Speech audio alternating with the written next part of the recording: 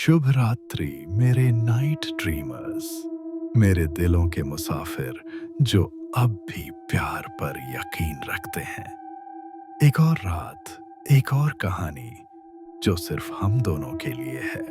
चलिए उसी कहानी को वहीं से शुरू करते हैं जहां पर हमारी सांसें थम गई थीं।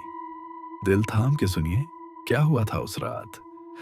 दादा का सन्नाटा कई कहानियों को सुनकर ही टूटा। लग रहा था वह बस अपने भीतर के शब्दों को तोल रहे हैं, यह तय कर रहे हैं कि आज जो सच वह खोलेंगे उसे अरविंद टूटेगा या फिर उसी सच में कहीं सहारा पा जाएगा। लैंप की लौ हिल रही थी और उसकी परछाई दीवार पर इतनी बेचैन थी जैसे वह भी कोई भयानक रात जानती हो। आखिरकार दादा ने भारी स्वर में कहना शुरू किया, यह कहानी आज की नहीं, यह तो 400 बरस पुरानी है। अरविंद ने गौर किया, दादा की उंगलियां कांप रही थीं। तब इस गांव का नाम कुछ और था। सघन जंगल, चारों तरफ सुनसानी, और इसी कुएं के पास एक औरत रहती थी। उसका नाम था चंद्रिका। चंद्रिका सुंदर नहीं थी, वह खतरनाक थी। उसकी आंखों में ऐसा कुछ था कि उन्हें देखते रहना आदमी को अपने आप से भटका देता। गांव के मर्द पानी भरने के बहाने उसके पास आते रहते और औरतें औरतें उससे डरती थीं। चंद्रिका अकेली थी। उसका पति किसी युद्ध में मारा गया था, मगर गांव वालों के लिए किसी औरत का अकेलापन हमेशा शक की निगाह से देखा जाता है। एक रात गांव के मुखिया ने अफवाह उड़ा दी, यह औरत टोना टोटका जानती है, मर्दों को अपने वश में कर लेती है। हकीकत यह थी कि मर्द खुद उसकी ओर खींचते थे और दोष दोष हमेशा औरत का ठहराया गया। अमावस की एक रात चंद्रिका कुएं पर पानी भर रही थी। पीछे से आवाज आई, इतनी रात अकेले, डर नहीं लगता? उसने मुड़कर देखा। गांव के 5 आदमी खड़े थे, आंखों में नशा, हाथों में रस्सी। चंद्रिका ने कुछ न कहा, बस पानी की बाल्टी धीरे से जमीन पर रख दी। अगले ही पल उसकी चीख से सारा जंगल कांप उठा। दादा की आवाज यहां रुक गई। दादी ने मुंह फेर लिया। अरविंद को अब कुछ कुछ समझ आ रहा था, पर वह आगे सुनना नहीं चाहता था। दादा ने फिर शुरू किया। उसे घसीटते हुए कुएं के किनारे लाया गया। बाल मिट्टी से सने हुए, साड़ी फटी हुई। उसने बस एक ही बात कही थी। दादा की आवाज फिर कांप उठी, अगर मर गई तो लौटूंगी। गांव वालों ने ठाका लगाया।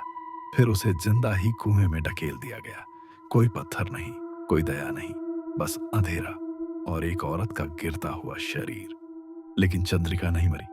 कुएं में पानी कम था, वह बच गई। 3 दिन, 3 रातें, बिना रोशनी, बिना खाने पीने के। दादा ने आंखें बंद कर लीं। तीसरी रात उसने ऊपर देखा और हंस दी। अरविंद सकते में आ गया। हंस दी? हाँ, दादा बोले। उसने महसूस किया कि अब डरने को कुछ नहीं बचा। उसकी सांसें उलटी चलने लगी। दिल ने धड़कना बंद कर दिया। लेकिन उसकी आत्मा आत्मा जाग उठी। पिशाचिनी का जन्म हुआ। चौथे दिन जब गांव वाले कुएं के पास गए तो पानी काला पड़ चुका था। दीवारों पर नाखूनों के निशान थे, ऊपर की ओर खिंचे हुए। और उसी रात पहला आदमी मरा, नींद में ही। उसकी पत्नी ने बताया, वह जागा नहीं मगर चीखता रहा।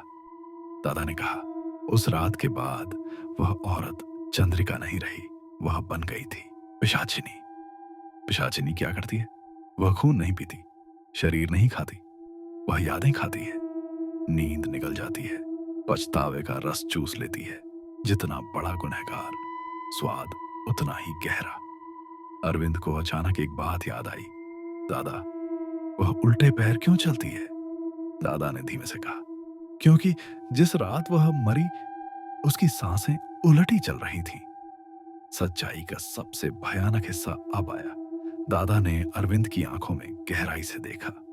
पिशाचिनी हर पीढ़ी में एक इंसान चुनती है जो उसे देख ले, जो उसकी आवाज सुन ले। वह सिर्फ शिकार नहीं रह जाता। अरविंद ने फुसफुसाते हुए पूछा, तो फिर क्या बन जाता है? दादा ने जवाब दिया, अगला द्वार। कमरे में अचानक सर्द हवा का झोंका आया। लैंप की लौ एक झटके में बुझ गई। अंधेरे में एक औरत की हंसी गूंजी, बहुत पास से। 400 बरस हो गए, अब भूख फिर जागी है। और उसी क्षण अरविंद ने महसूस किया, उसकी पलकें अपने आप भारी हो रही हैं, बंद हो रही हैं।